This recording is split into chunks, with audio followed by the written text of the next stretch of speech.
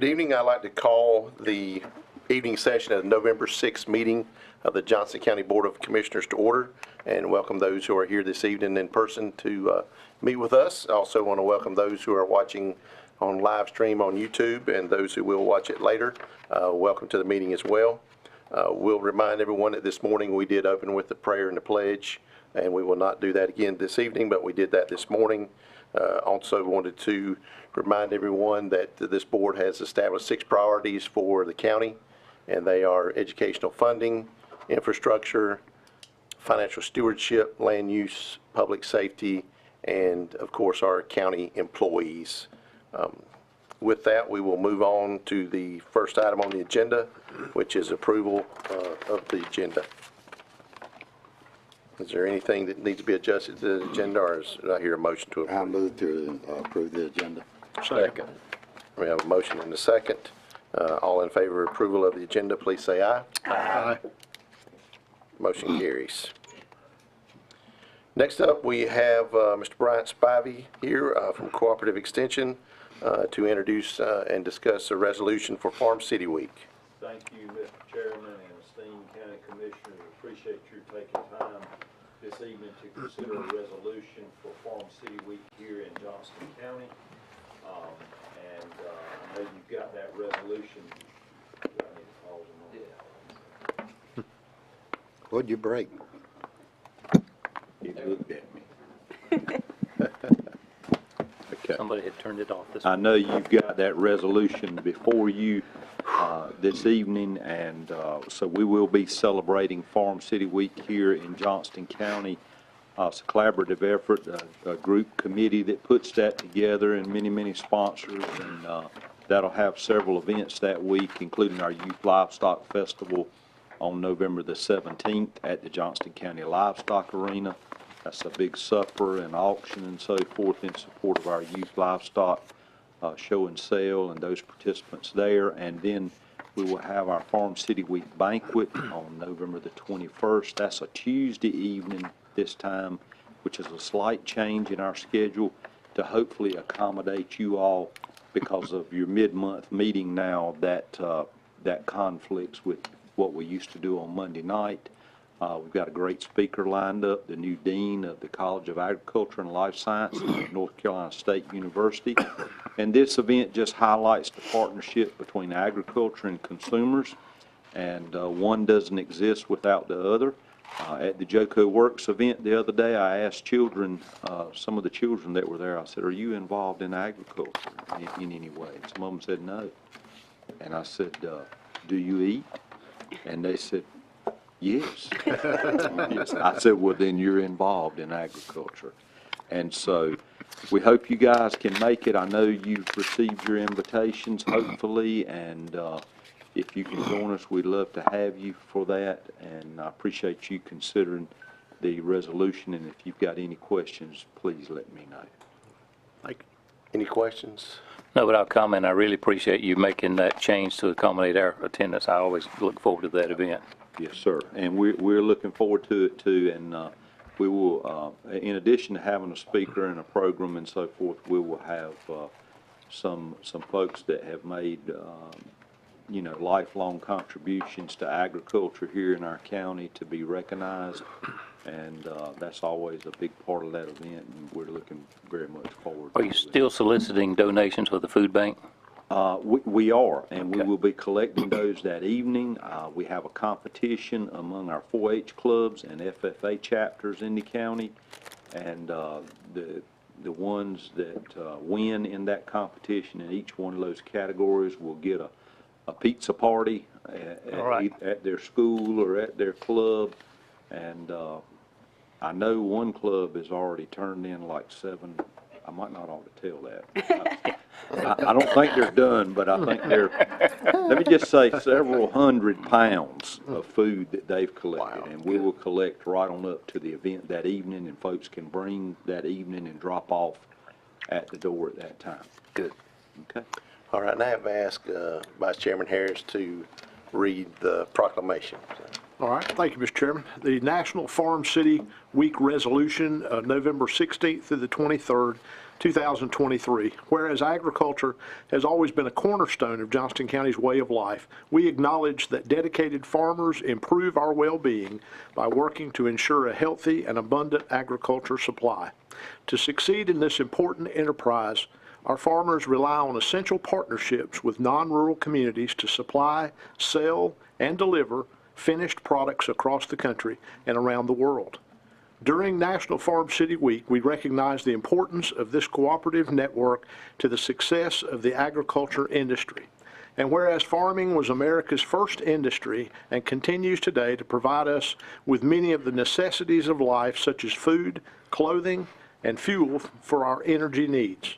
Agriculture employs a substantial number of workers in Johnston County, including farmers, shippers, processors, marketers, retailers, truck drivers, inspectors, and others who annually contribute more than $600 million in value-added income in Johnston County. And whereas we welcome new opportunities for trade, hard work, and successful cooperation between farmers and city workers to continue to play the vital role in our country's success and to be a critical resource for countless people here and around the nation. And whereas farm-city collaborations help maintain and improve our nation's food and fiber supply and contribute to a better quality of life for countless citizens, we commend the many Johnstonians whose hard work and ingenuity reflect the true spirit of America and help us ensure a prosperous future for all. And whereas we gather with family and friends around the Thanksgiving table, it is fitting that we count among our blessings the vital farm-city partnerships that have done so much to improve the quality of our lives. Rural and non-rural communities working together to have made the most of our rich agricultural resources, and they continue to contribute to the health and well-being of our people and the strength of our economy. Now, therefore, we, the Commissioners of Johnston County, do hereby proclaim November 16th through the 23rd, 2023 as Farm City Week. We call upon the citizens in rural and city areas to acknowledge and celebrate the achievements of all those who working together produce an abundance of agricultural products and strengthen and enrich the communities and the nation. Proclaimed this 6th day of November 2023. Mr. Chairman, I'll make the motion that resolution be approved. I second it. All right, we have a motion and a second. Any other discussion or comments? All right, all those in favor of the adoption of the resolution, please say aye. Aye. Any opposed, nay? Resolution is adopted. Thank you. All right, next item is public comments. I don't think there's anyone here from the public for any comments, and we do not have any emailed comments for that, so we will move on to the next topic, which is public hearings. We do have a special use permit for a case 2103 modification. I will now open that special use hearing and call for anyone who wishes to speak to be sworn in by the clerk. So I think if you think you might want to be sworn to speak, go ahead and get sworn in. That doesn't mean you have to speak. So.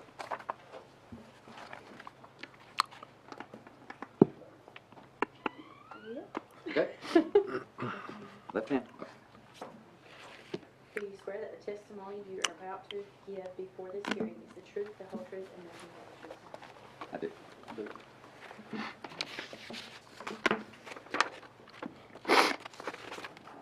Mr. Chairman, Commissioners, good evening. Your case this evening, 21-03, is a modification, request for modification of a existing special use permit. Property is located at 6275 NC 50 in the Elevation Township. Current zoning is I-1 Special Use District, which is a legacy zoning. And their request is to specifically ask for an additional use for the property. Previously, it was requested and approved to be used for a chemical distribution company which mixes and fills large containers of bulk chemical and delivers those to customers off-site. Their use is, once again, more of a use for, they're asking for a contractor's office, essentially, which I understand to be specifically an electrical contractor. So you can see the history, and you can see the history down at the bottom of our fact sheet under staff comments of this property. It has had several land use cases or rezonings or use changes of the property dating back to 1999. And then, of course, most recently in 2021, when the special use or the rezoning took place to a special use district, and a special use permit was issued for Kim Station. So this property is located on Highway 50, and there's approximately 5,100 vehicles per day in accordance, or according to the NCDOT transportation or traffic maps. And this does appear on a comprehensive transportation plan as the existing thoroughfare having adequate design capacity. This is located in more of a rural, it's considered in a new comp plan in a rural living area in accordance with Envision Johnston. I'll be glad to answer any questions you may have. Any questions for Mr. Newton at this point? I've got some, Mr. Chairman. I'm not sure how to phrase it. We're going from one to the other. What will it allow that's not allowed now? What's the difference? So it will allow contractor's office and the Kim Station, their operation as an industrial chemical provider, and that's it. Okay. Should not go beyond that. So it does not open up. It's specific to those uses, and a special use permit, a modified special use permit will have to be amended and recorded if approved. But another contractor could move in there as long as it was a contractor's office. That's correct, yes. So I had a question, and maybe not necessarily for Mr. Newton, but I know we have moved towards conditional rezoning permits, and this is kind of one from the past with the special use permit, which has a different set of criteria for approval. There are 4 findings of fact that we are to consider for this, and there's supposed to be expert testimony to those 4 items, but instead of me dabbling in legal issues, I would ask our counsel to explain to us what we are to consider and what is able to be considered for this. So, Mr. Chairman, that was a good summary. That was about 99% right. If I made a 99, I feel pretty good. So you do have to, there does need to be evidence within the record to support the 4 findings. Typically, when you think about expert testimony is required for things such as value, or things that only someone that holds a professional license could testify to. So those are the types of things that require expert testimony. Factual testimony can also support an application, but experts typically testify to things such as value, damages, those kinds of things, or something from a professional engineering perspective, or that sort of thing. But that's, in summary, what you need to consider. And the burden of proof is on the applicant, and you can consider the staff report and those documentations and whatever testimony that Mr. Newton gave, as well as any testimony that you may receive as the applicant comes forward. Okay. Thank you. I'll get my notes back over here.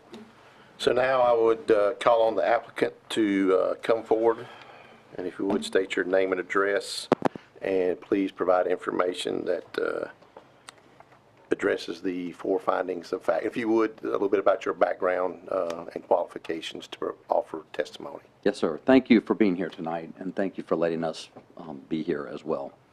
My name is Carter Hunt. My address is 3710 Exchange Glenwood Place in Raleigh. I'm the Vice President of Kim Station of North Carolina, and also one of the owners with my older brother and my dad. I'll tell you a little bit about our company, if I may. I'll be brief. And then I'll tell you a little bit about TW Electric that approached us and asked us if we could rent some space to them in our building that we bought about 2.5 years ago. Now, if I may, I've got just a few sheets here that I'd like to hand out. your consideration, it looks like you've got the first page up on the screen. Thank you. Just 3 pages.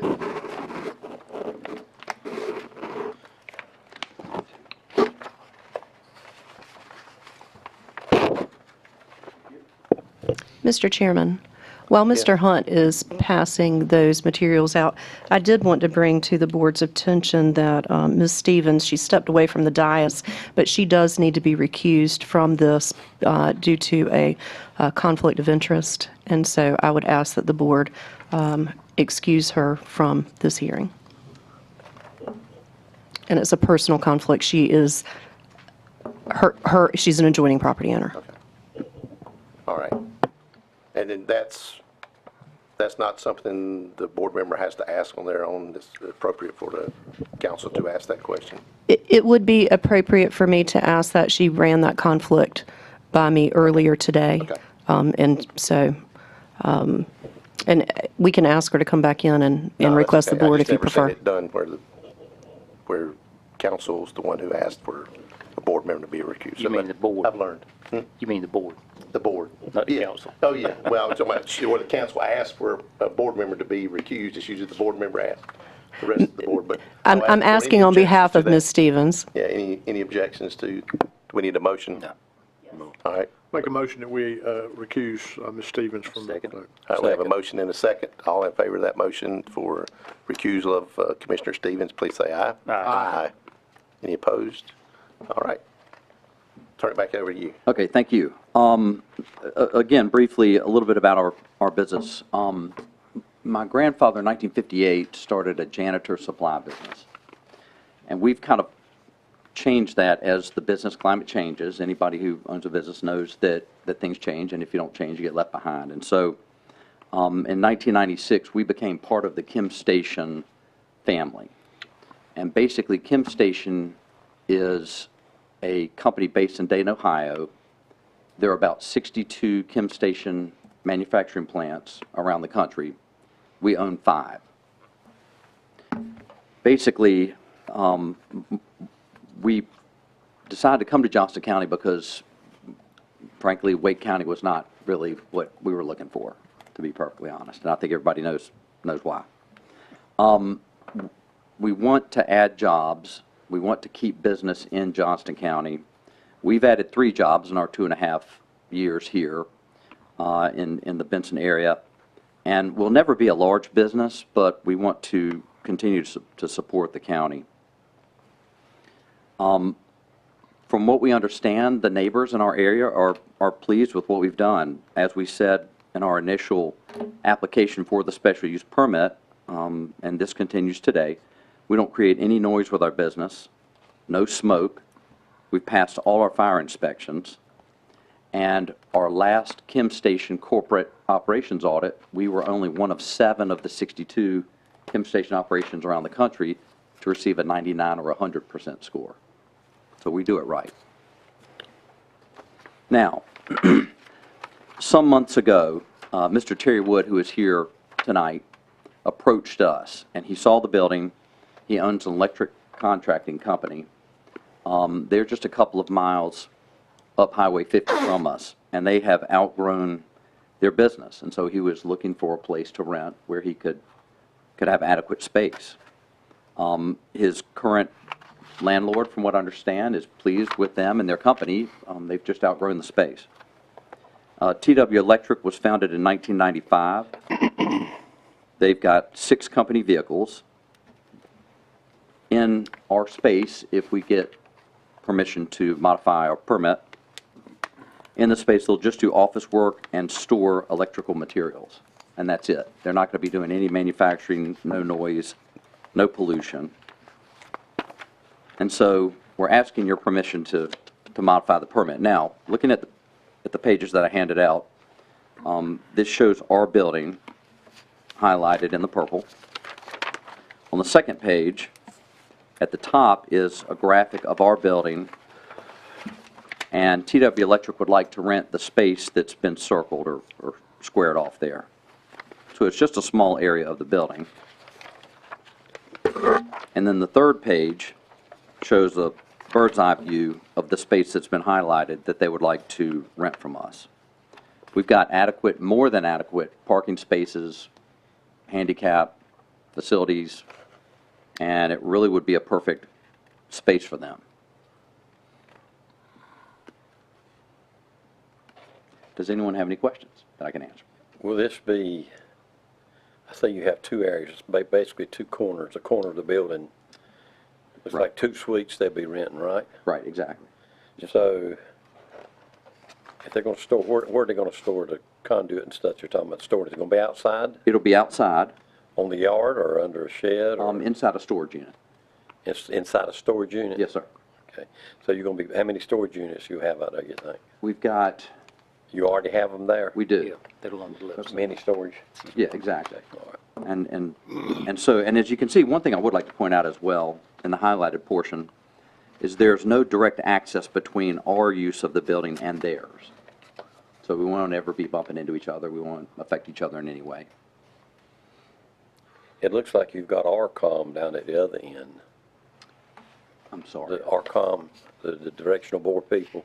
It says, No, there's no one there. that's an old, that's old. Exactly. Okay, This is I just a see. graphic of the building, but yes, no one is occupying any of these spaces except for us in the building. It says We're the only- RCOM Incorporated Utility Contractor. Right, that is, So they're no longer gone. there. They're gone. Yes, sir. Okay, Here, that's the left side of it. okay. It's in the main storage. And so it really would be a perfect space for TW Electric.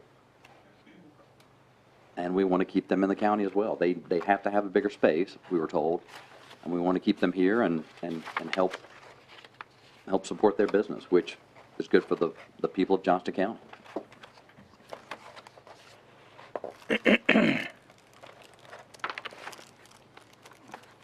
Any other questions?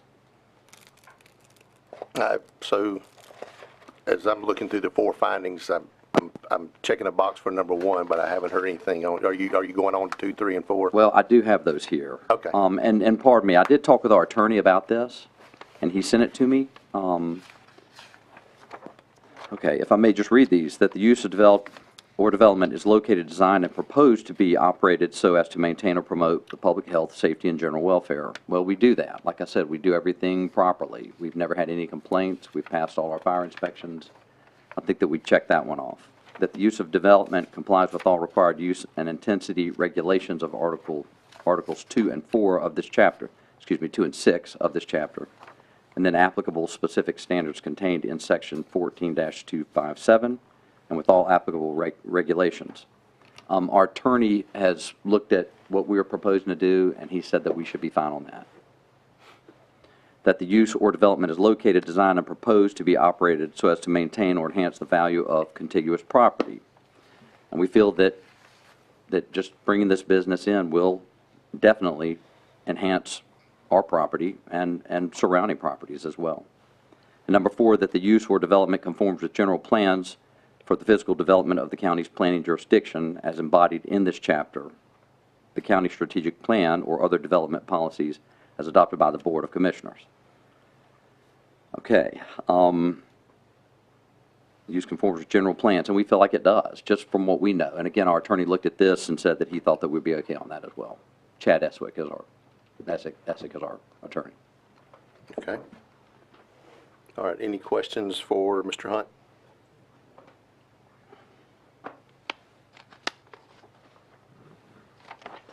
All right, is there anyone else here wishing to speak?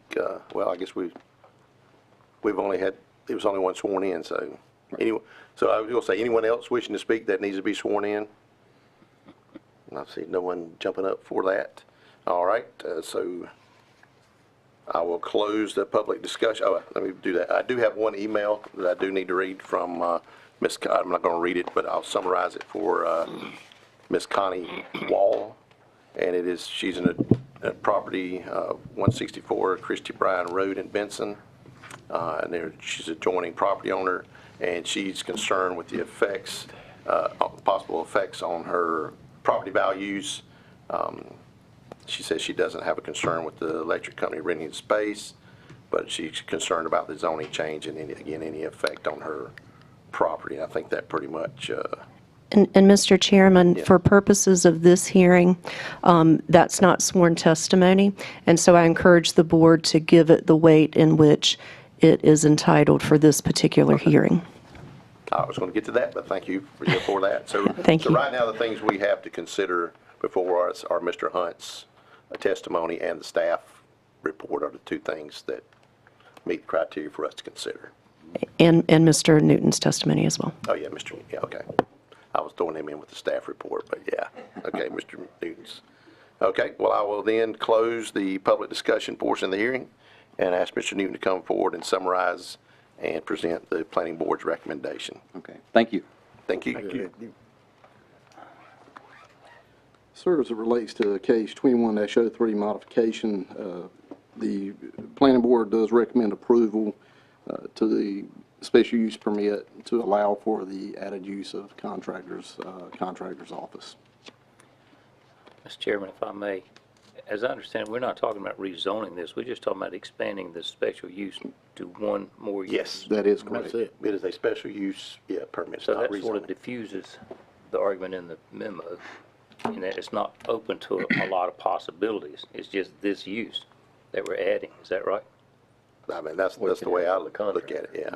Do I? You can add another contractor. If, say, C&W didn't like the location, they moved Well, out, you could. it says in here, as well as office space for TW Electric Company, Well, period. I asked that question earlier, and they said other contractors could fall Yeah, in. I'd defer to council on this, but I would not think we could limit it to a single particular company as opposed to general use.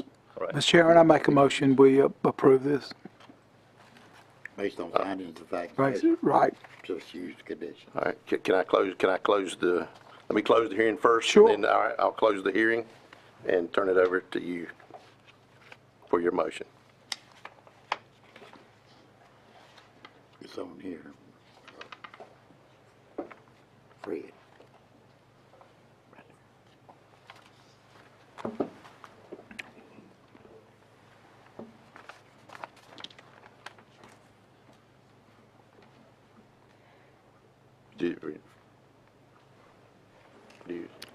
So we're looking to make sure we get the wording right on the motion. So, yeah, we just want to make sure we get it right, since this is a special use permit. So, Okay, based on the findings of fact and special use conditions, I move for approval of a special use permit modification. Second.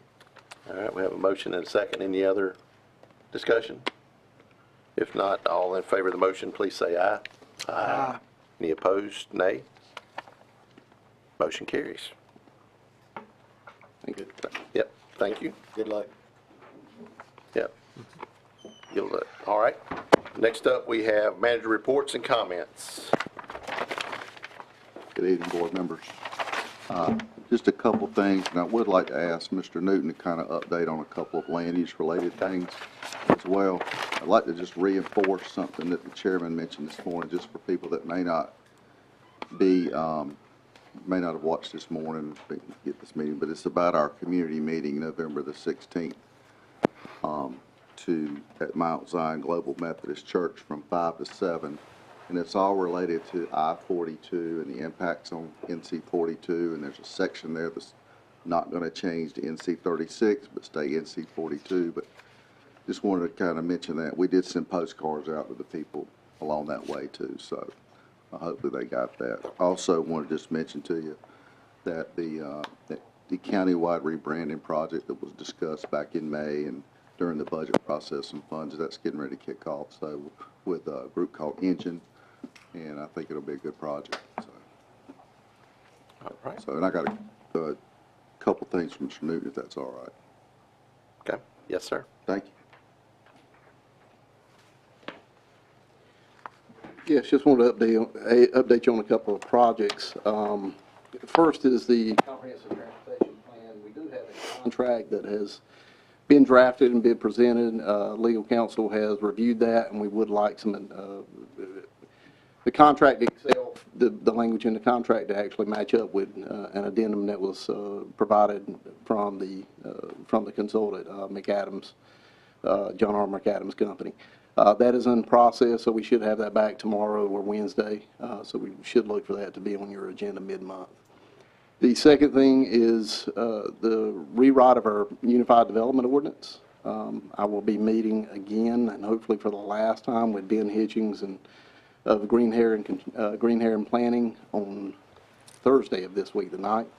And hopefully we will come to terms there, and we will be presenting you, hopefully in the very near future, with a contract for consideration on that as well. Date there probably most likely your early December meeting. All right, thank you. What we have for you. Thank you. Thank you. All right. Next, we have board reports and comments. Commissioner Godwin? I was running a little late tonight. I attended a green light ceremony, I guess you'd call it, a tribute to the veterans in Clayton at the Clayton Town Center tonight. And it was a very good program with a Marine pilot who flew the ambassador out of Saigon in '75, the last flight out. It was an interesting program, and I commend Clayton for putting that together. And I'll just remind everybody of the Veterans Observance this Friday, 10th, at 11 o'clock at Triple S Gymnasium. Very good program. Vice Chair Harris?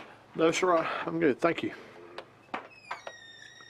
I Commissioner Brown was apologize. gone. Commissioner Stevens? Yeah, let's go to you I then. apologize for not recusing myself. It was moving fast and I was trying not to be disruptive, but I think it had the opposite effect, so I apologize. That's okay. Commissioner Smith? And the only thing I have is the same thing from this morning is a reminder that municipal elections are tomorrow, so make sure if you live in one of our 11 municipalities that you get out and cast your vote. So with that, I do think we have a need for a closed session, so I'll entertain a motion to go into closed session.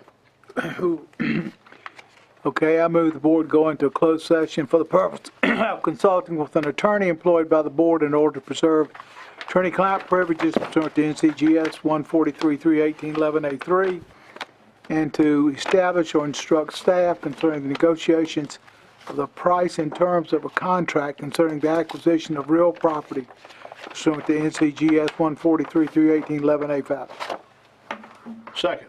All right, we have a motion and a second to go into closed session for the reasons stated.